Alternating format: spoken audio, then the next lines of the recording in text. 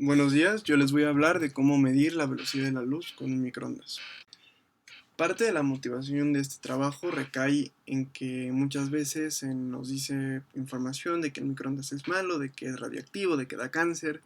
Entonces lo que yo quiero es ofrecerles un insight de cómo funciona para que cuando ustedes se vean en esta situación puedan decidir si la información que les están dando es verdadera, es falsa o por qué, y también ayudar a que la gente no se quede con lo que le llega en WhatsApp, ¿no? El antecedente de esto es que originalmente los griegos pensaban que la velocidad de la luz era infinita. Esto sigue muchísimos años, hasta que en el siglo XVII se empiezan a hacer los primeros experimentos cualitativos. Después, a finales del mismo siglo, se tienen los primeros valores cuantitativos y durante muchos años se siguen haciendo experimentos, se siguen tomando mediciones, hasta que en 1983 la Comisión General de Pesos y Medidas dice, bueno, vamos a definir el metro, pero lo vamos a definir en base a una velocidad de la luz bien establecida.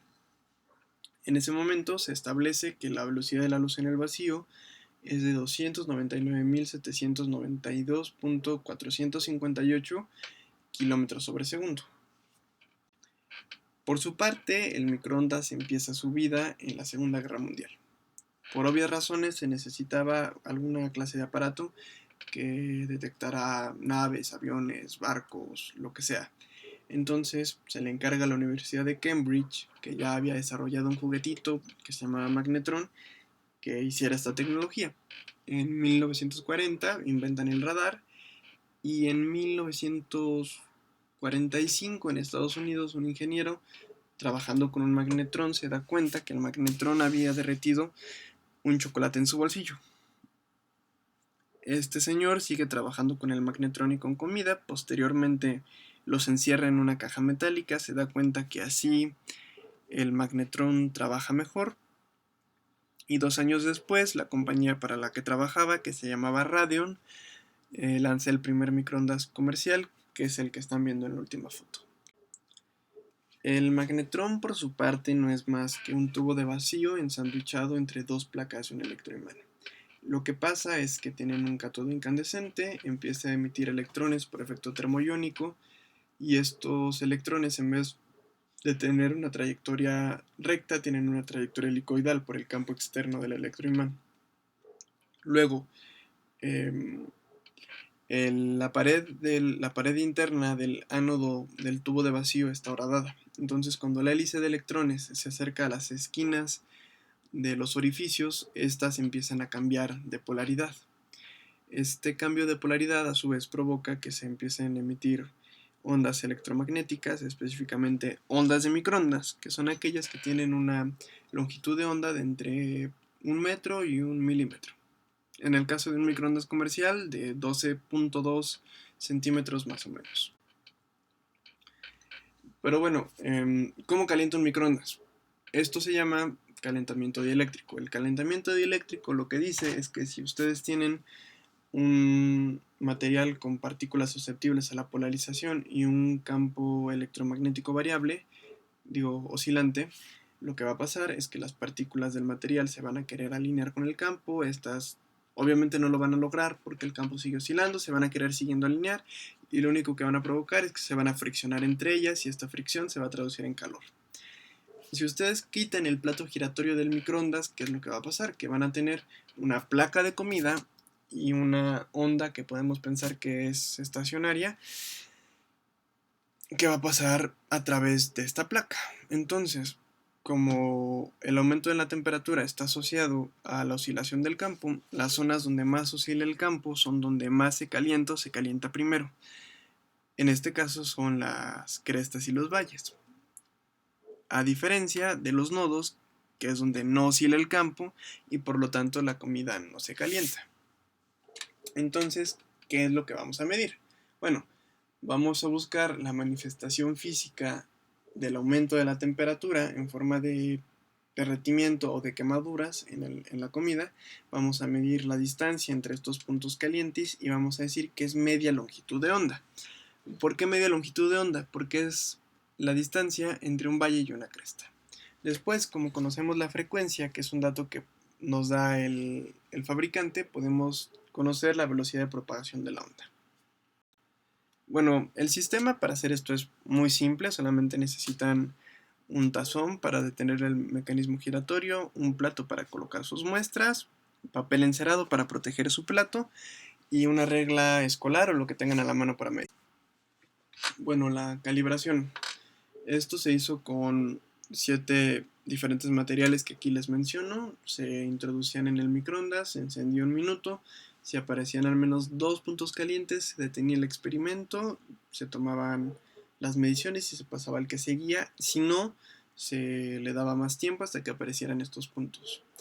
Aquí podemos ver algunas pruebas fallidas. En el caso del plástico, el calor provocaba que el plástico se contrajera sobre sí mismo, entonces se perdía información de los puntos calientes.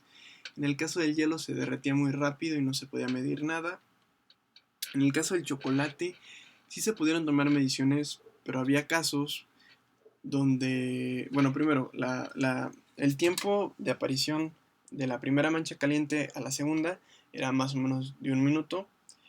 Entonces, al momento en el que aparecía la segunda, había veces que la primera ya se había transformado en una costra gigante y ni siquiera se distingue dónde se empezó a quemar, o había consumido la primera la segunda, y entonces ya no se tenía información, ¿no? Nada más quedaba como que una costra de chocolate quemado en el plato.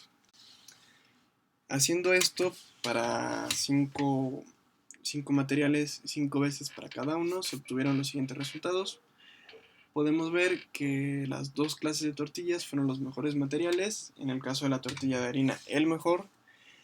Tenemos en ambos casos distribuciones más o menos centradas sobre la media. En el caso del chocolate tenemos una distribución muy centrada, pero que está muy alejada del valor que queríamos obtener. En el caso del malvavisco y del queso, sobre todo del queso, tenemos valores muy alejados del valor referido de C, y además tenemos distribuciones muy dispersas, ¿no? Ahorita vamos a hablar de por qué pasó eso. Bueno, haciendo esto, tomando el promedio de estos datos, en general obtuvimos una velocidad de 309.876 más o menos 2.500 kilómetros sobre segundo. Esto se traduce en una desviación porcentual respecto a C de 3.25%, lo que a su vez representa una eficiencia del 96.64%, lo que está muy bien considerando que se midió con una regla, y la incertidumbre porcentual está en 8.11%. Entonces, si consideramos el resultado que obtuvimos con la incertidumbre porcentual, podríamos considerar que sí obtuvimos el valor de C. Por otro lado, si colocamos nuestros datos como un histograma, podemos ver que el histograma se centra en 320.000 kilómetros sobre segundos. Esto simplemente es un error de definición, porque deberíamos de incluir más barras en la gráfica. No se incluyeron más barras porque, como son tan poquitos datos, si se incluyen se pierde la forma de la campana. La campana tiene una cola cargada hacia la izquierda. Esto tiene muchísimo sentido porque no puede haber nada más rápido que la luz. Bueno, luego aquí tenemos una gráfica bastante curiosa que nos relaciona la desviación porcentual de cada alimento y su contenido porcentual de azúcar, grasa y sodio. En el caso de las tortillas no tienen casi nada de azúcar y casi nada de sodio, pero sí tienen una cantidad muy pequeñita de grasa, y en ambos casos su desviación es mínima. En el caso de la tortilla de harina, su desviación es de menos del 1%. Después tenemos el bombón, que es un material con una cantidad altísima de azúcar, pero que su desviación es más o menos del 8%, casi 9%. En el caso del chocolate tenemos una cantidad de azúcar muy alta, una cantidad de grasa como del 30% y una desviación un poco más alta que la anterior, de 12%. En el caso del queso tenemos un material que no tiene ni azúcar, que tiene menos grasa que el chocolate, pero que tiene muchísimo más sodio y tiene la desviación más alta, del 18%, casi 19%. De esta gráfica se puede inferir que las partículas que más afectan nuestra medición son el sodio, después la grasa y después los azúcares. ¿A qué me refiero con que afectan la medición? Bueno, el calentamiento dieléctrico dice que el grado en el que se calientan los alimentos depende de qué tan libres estén las partículas de moverse en el material y qué tan susceptibles son a la polarización. En el caso de las tortillas son básicamente agua con masa, y el agua es una molécula bastante susceptible a la polarización. La grasa, el sodio y el azúcar son moléculas mucho menos susceptibles que el agua. Esto también se puede ver en estas imágenes. Vemos que las manchas de las tortillas se parecen entre todas, además de que si nos fijamos en las manchas se ve de dónde se empezaron a quemar.